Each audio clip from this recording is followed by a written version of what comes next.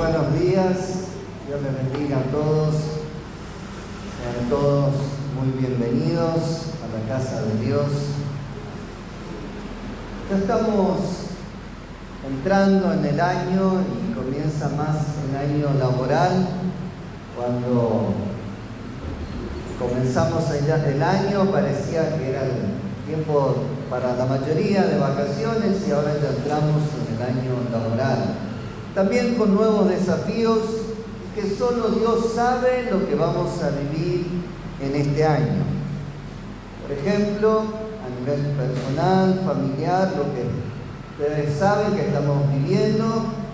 Miriam tiene que estar en Formosa y nosotros acá. Y seguro que si yo les pregunto a ustedes, cada uno de ustedes ya tiene alguna experiencia de que el año le ha traído, si no es los anteriores, cosas que ustedes no esperaban, no imaginaban y que hay que afrontarlas como se dijo. Pero una cosa sí sabemos, no sabemos lo que viene en el futuro, no sabemos qué depara el futuro. Si alguien me puede decir qué va a pasar la semana que viene, creo que nadie. ¿Qué va a pasar dentro de 6 meses? ¿Qué va a pasar a fin de año? No lo sabemos. No sabemos lo que depara el futuro, pero sí sabemos y sí podemos estar seguros que si estamos tomados de la mano de Dios, vamos a vivir en victoria, en experiencias buenas y gloriosas. De alguna manera se cantó lo que dice en la Biblia, que a los que aman a Dios, todas las cosas ayudan a bien. Y lo cantamos en ese himno tan lindo que puede haber plagas, muertes a mi alrededor, pero el que confía en Dios, sabemos que a los que aman a Dios, todas las cosas les ayudan a bien. Yo siempre me repito para mí mismo las cosas buenas y las cosas malas, las cosas que entiendo por qué están pasando tal o cual cosa y las cosas que no llego a entender ni a discernir en el momento. Pero confío que Dios está en control y que todas esas cosas en algún momento me van a ayudar a bien.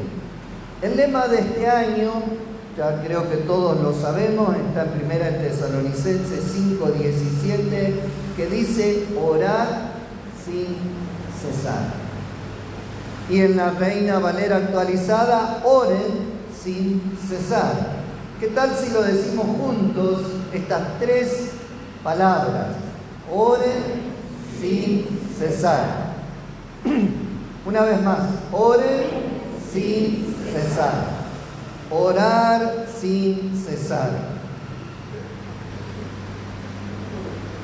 Y ustedes me van a escuchar que lo voy a repetir muchas veces a este lema, porque primero me lo repito para mí y después para ustedes también. Porque en el repetirlo, en decirlo, en refrescar nuestra memoria, también nos impulsa a hacerlo. Fíjense lo que dice Deuteronomio 6, versículo 5 al 9.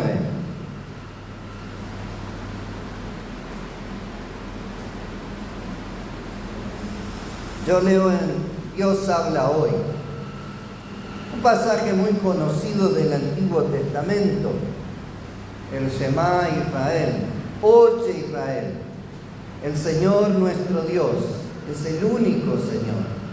Ama al Señor tu Dios con todo tu corazón, con toda tu alma y con todas tus fuerzas. Grábate en la mente todas las cosas que hoy te he dicho y enséñalas continuamente a tus hijos. Háblales de ellas tanto en tu casa como en el camino, y cuando te acuestes y cuando te levantes. Lleva estos mandamientos atados en tu mano y en tu frente como señales, y escríbelas también en los postes y las puertas de tu casa.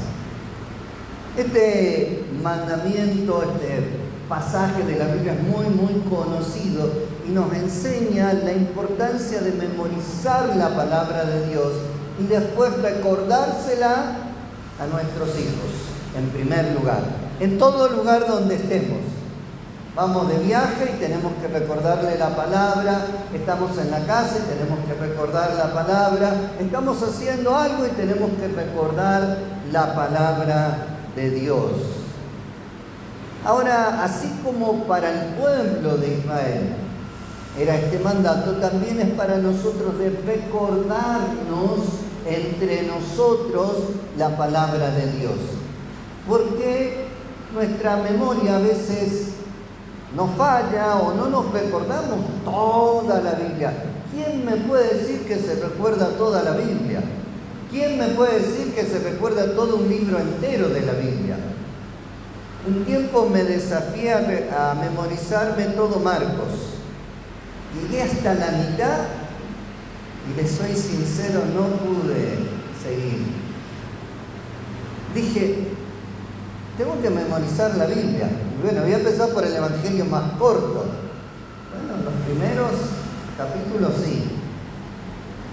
Pero qué bueno es cuando en el pueblo de Dios nos vamos recordando la palabra. Nos vamos animando con la palabra. Acordate tal versículo, acordate tal salmo, acordate tal promesa, hermano. Y nos vamos animando. Ahora, para hacerlo práctico, al que está al lado tuyo, recordale un mandamiento del Señor. Porque acá era el mandamiento de amarás al Señor tu Dios. Ese no, porque si no me van a dar. Ese no. Recuérdenle al que está al lado otro mandamiento. A ver.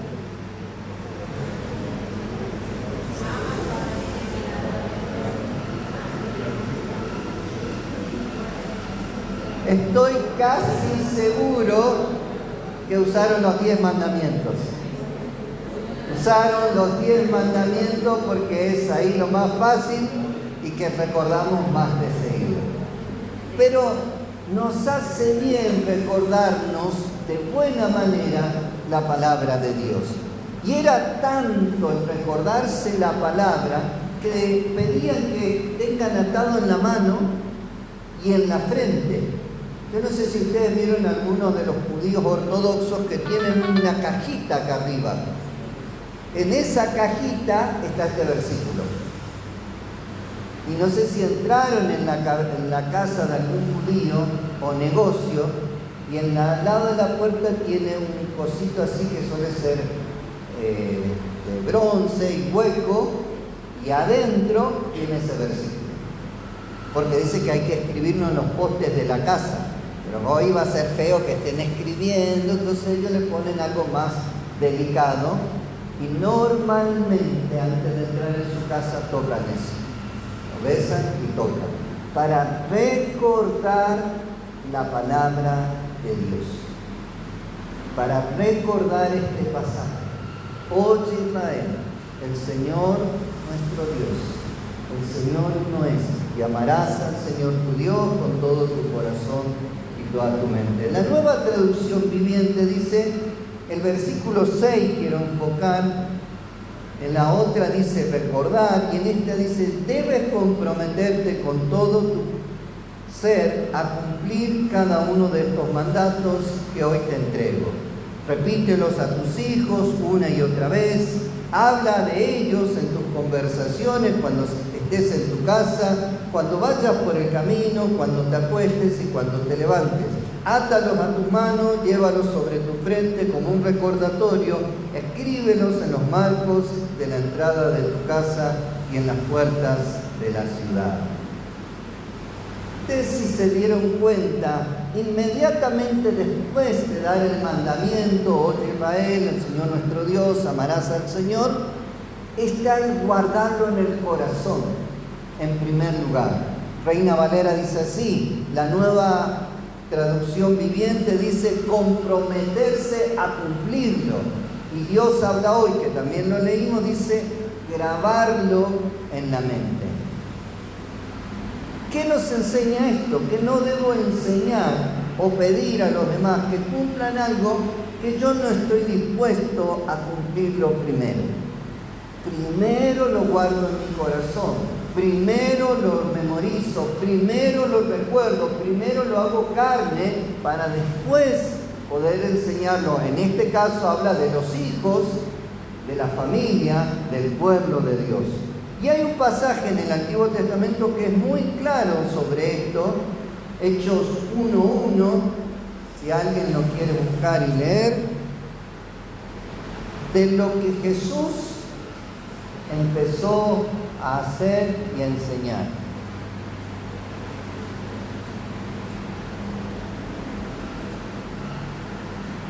¿Encontraron? ¿Alguien lo quiere leer? Si no, lo leo yo. En el primer tratado, oh Teófilo, hablé acerca de todas las cosas que Jesús comenzó a hacer y enseñar. Fíjense el orden de los verbos. Jesús no comenzó enseñando. Jesús comenzó haciendo, cumpliendo la palabra de Dios, viviendo la palabra de Dios. Y después empezó a enseñar. Es como en el Antiguo Testamento. Jesús comenzó a vivir la palabra. La gente que lo veía a una persona que cumplía la palabra, que predicaba con el ejemplo, podríamos decir. Y después empezó a enseñar. Primero es el hacer, el vivir, el recibir la palabra, el cumplirla, el guardarla para nosotros, para después poder con autoridad enseñar esa palabra. Decir, mira, yo la estoy viviendo, la estoy poniendo en práctica, estoy tratando de cumplir, porque cumplir al 100% nadie va a poder decir, salvo Jesús, yo la cumplí. Pero sí estoy tratando, me estoy esforzando, y lo mismo te lo quiero enseñar a vos. Así que decirle a tu hermano, primero es hacer y después es enseñar. Primero es hacer y después enseñar. Primero es hacer, cumplir. Después podemos enseñar. Por eso es que, mejor dicho, en el Nuevo, el Antiguo Testamento y la vida de Jesús nos enseña esto, que primero es que la palabra se anide, se guarde en nuestros corazones, la tenemos que llevar a la práctica para después sí poder enseñarla. Primero se tiene que transformar en un hábito en nosotros, en un hábito saludable y bíblico. Este hábito sería, recibo una palabra de Dios, no importa cuál, la que Dios me esté dando, ya sea en una predicación, en mi devocional personal, ya sea que pasé y vi un cartel y dice Dios te ama o algo de la palabra, la guardo en mi corazón, la recibo, la pongo por obra. Eso es lo primero, guardar la palabra de Dios. Y es por eso y por estas cosas que los que enseñamos la palabra, ya seamos pastores, diáconos, ancianos, líderes, el título que ustedes quieran, actualmente se usa más líderes, pero a mí me gusta más servidores, porque me parece más bíblico la palabra servidor, porque somos siervos de Dios, servimos a Dios y servimos al pueblo del Señor. Los que enseñamos la palabra de Dios tenemos mayor responsabilidad. Y a veces nos cuesta entender esto, que los que enseñamos la palabra de Dios tenemos mayor responsabilidad que los miembros que no están en un lugar de liderazgo. No es lo mismo alguien que está en un lugar de liderazgo en la responsabilidad ante Dios que el que no está en un lugar de liderazgo. Tenemos la gran responsabilidad de vivir la palabra de Dios antes de poder enseñarla. Porque el orden bíblico y correcto, como vimos en el Antiguo Testamento, en el Nuevo Testamento y en la vida de Jesús, es hacer y enseñar, o vivir y después enseñar. Y cuando una persona enseña algo sin vivirlo, esa persona va a caer en la hipocresía. Una hipocresía que los fariseos, tanto Jesús los combatió, no porque ellos eran personas malas, porque eran personas hipócritas que enseñaban algo que no vivían. Y solo para recordar un pasaje, hay tantos, pero solamente voy a leer para recordar, porque al romper el orden de Dios, podemos caer sin querer en esa hipocresía. Fíjense en Mateo 23, 13 al 28, se los leo yo. Uno de los tantos momentos que Jesús confrontó y tuvo que hablarle fuerte a esta gente, pero no porque los odiaba, sino porque los quería y querían que cambien de actitud, que sean personas que vivan y que enseñen la misma cosa. Mateo 23, 13 al 28 dice: pero hay de ustedes, escribas y fariseos hipócritas, fíjense bien clarito se lo dice, porque le niegan a la gente la entrada al reino de los cielos, y ni ustedes entran, ni tampoco dejan entrar a los que quieren hacerlo. Hay de ustedes, escribas y fariseos hipócritas, porque devoran las casas de las viudas y como pretexto hacen largas oraciones. Por esto mayor será su condenación. Hay de ustedes, escribas y fariseos hipócritas, porque recorren mar y tierra en busca de seguidores, y una vez que los consiguen, los hacen 2 veces más hijos del infierno que ustedes. Hay de ustedes, guías ciegos, que dicen: si alguno jura por el templo, no es nada, pero si alguno jura por el oro del templo, debe cumplir el juramento. Insensatos y ciegos, ¿qué es más importante, el oro o el templo que santifica al oro? También dicen: si alguno jura por el altar, no es nada, pero si alguno jura por la ofrenda que está sobre el altar, debe cumplir el juramento. Necios y ciegos, ¿qué es más importante, la ofrenda o el altar que santifica la ofrenda? Porque el que jura por el altar, jura por el altar y por todo lo que está sobre el altar. El que jura por el templo, jura por el templo y por el que lo habita. El que jura por el cielo, jura por el trono de Dios y por aquel que está sentado en él. Ay de ustedes, escribas y fariseos hipócritas, porque pagan el diezmo de la menta, el eneldo y el comino, y soslayan lo importante de la ley, que es la justicia, la misericordia y la fe. Es necesario que hagan esto sin dejar de hacer aquello. Guías ciegos que cuelan el mosquito y se tragan el camello. Hay de ustedes, escribas y fariseos hipócritas, porque limpian por fuera el vaso y el plato, pero por dentro están llenos de robo y de injusticia. Fariseo ciego, limpia primero el vaso y el plato por dentro, para que también quede limpio por fuera. Hay de ustedes, escribas y fariseos hipócritas, porque son como sepulcros blanqueados, que por fuera se ven hermosos, pero por dentro están llenos de carroña y total impureza. Así también ustedes, por fuera se presentan ante todos los hombres justos, como justos, pero por dentro están llenos de hipocresía y maldad. Vuelvo a repetir el 28, así también ustedes por fuera se presentan ante todos como hombres justos, pero por dentro están llenos de hipocresía y maldad. Jesús no estaba buscando destruir a estas personas, estaba buscando que cambien, que lo que estaba adentro sea lo mismo que muestren hacia afuera, que lo que mostraban hacia los demás sea lo mismo que esté en sus corazones. Por eso le dice, por fuera son una cosa, por dentro otra. Cuando alguien, sin querer, empieza a enseñar la palabra de Dios, pero no se compromete en su corazón a cumplirla, a ponerla por obra, a guardarla, va a caer en la hipocresía de estos fariseos y religiosos que Jesús tanto combatió. Y para no caer en esto, siempre hay que cuidar el orden bíblico. Hacer, cumplir, guardar la palabra de Dios y después enseñarla. ¿De qué sirve que como pastor le esté enseñando que hay que orar sin cesar? Y yo nunca oro.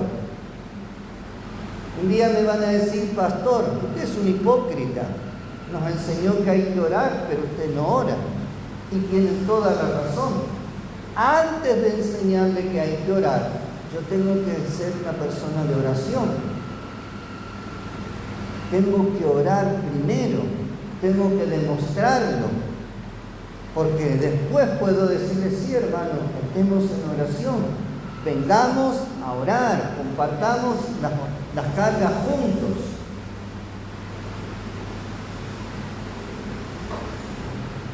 Aclarando este punto, vuelvo al lema de este año: oren sin cesar.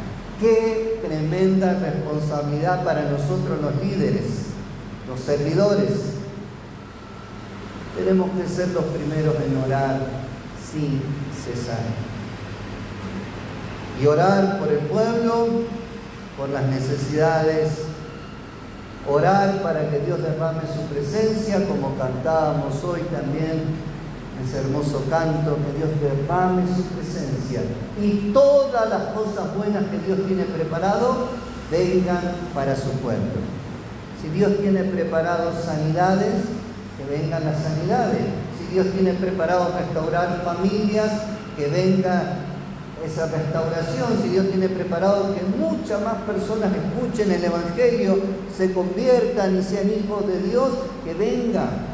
Tenemos que orar para que el cielo, para que la presencia de Dios se manifieste, para que el reino de Dios se manifieste. En realidad, y resumiendo todo lo que dije, tenemos que predicar con el ejemplo. Así que decirle a tu hermano así cordiales, cosa de que si se está durmiendo se despierte, y si predicar con el ejemplo. No me vengas con palabras, predicar con el ejemplo. Todo lo que dije se resume en prediquemos con el ejemplo en todas nuestras vidas. Ahora, algunos se estarán preguntando, ¿y los que no son servidores en este año en la iglesia no tienen que orar? Claro que sí tienen que orar. Tienen que sumarse a orar por el pueblo y las necesidades. Primero porque es un mandamiento del Señor, dicho por el apóstol Pablo.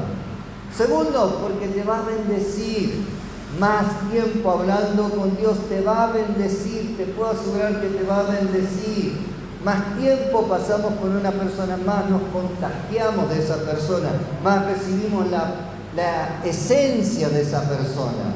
Imagínense más tiempo con Dios. Algo de Dios se nos va a ir pegando. Cuenta la Biblia que una vez Moisés se fue mucho tiempo a hablar con Dios. Y cuando volvió, su rostro resplandecía. Qué lindo sería que algún día nuestro rostro resplandezca así. ¿Qué te pasa, hermano? Hermana, te veo tan diferente. Mira, no sé qué me pasa. Lo único que estuve una hora orando, y quizás sea eso. Algo de Dios se te va a pegar. Ahora, también es muy probable que cuando estemos orando no consigas todo lo que querés. Pero sí estoy seguro que la voluntad del Señor se va a llevar a cabo más pronto. Porque a veces pedimos cosas que no están dentro de la voluntad de Dios y que no van a ser de bendición para nuestras vidas. Se le suele atribuir a C.S. Lewis esta frase: la oración no cambia a Dios, me cambia a mí.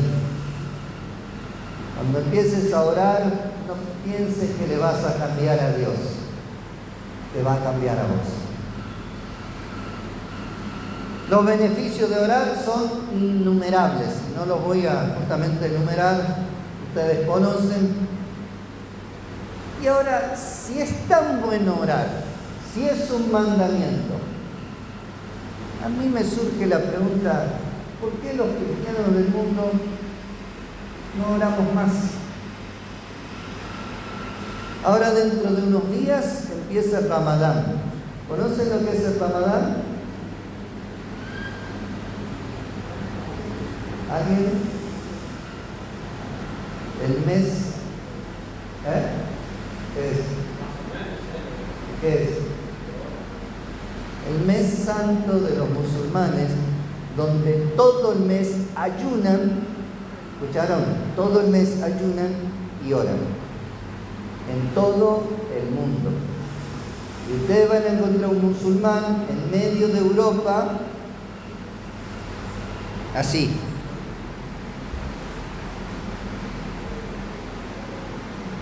Tres veces haciendo esto y proclamando que Alá es el Señor.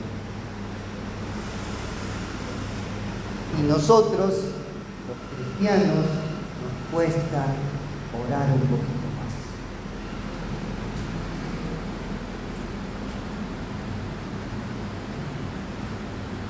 Yo cuando veo eso me desafía, me mueve las entrañas.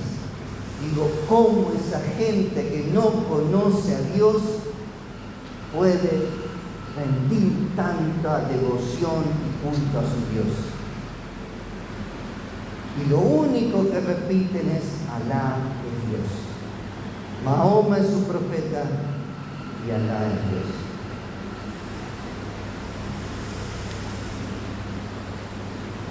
Tenemos que orar más, hermanos. Tenemos que orar más. En Mateo 26, 41, Jesús nos dice, velen y oren para que no entren en tentación. El espíritu a la verdad está dispuesto, pero la carne es débil. Una respuesta corta, ¿por qué no oramos tanto? Es porque tenemos que morir más a nuestro yo, a nuestros gustos, a nuestros deseos, a nuestros enojos, a nuestros prejuicios, etcétera, etcétera, etcétera. Morir más a nuestra voluntad para buscar más la voluntad del Señor. Señor, que no sea hecha mi voluntad, sino que sea hecha tu voluntad. Y en este versículo que leímos recién, el espíritu a la verdad está dispuesto, pero la carne es débil. Tu espíritu, mi hermano, está dispuesto a pasar tiempo con Dios. Quiere pasar tiempo con Dios. Anhela que pasemos tiempo con Dios. Pero hay una parte humana, la parte carnal, nuestra naturaleza pecaminosa, que todavía no se quiere doblegar. Dice, no, mucho calor, no, tengo que hacer esto, lo otro, no, ¿para qué orar? Si Dios ya conoce todas nuestras necesidades. Si Dios sabe todo, Señor, vos sabés lo que necesito. Pero es lo que Dios nos pide. Velen y oren, nos pide Jesús. Nos pide a través de Pablo, oren sin cesar. Hay algo, y permítanme usar esta palabra, misterioso en la oración. Si Dios sabe todo, ¿por qué se lo tengo que contar?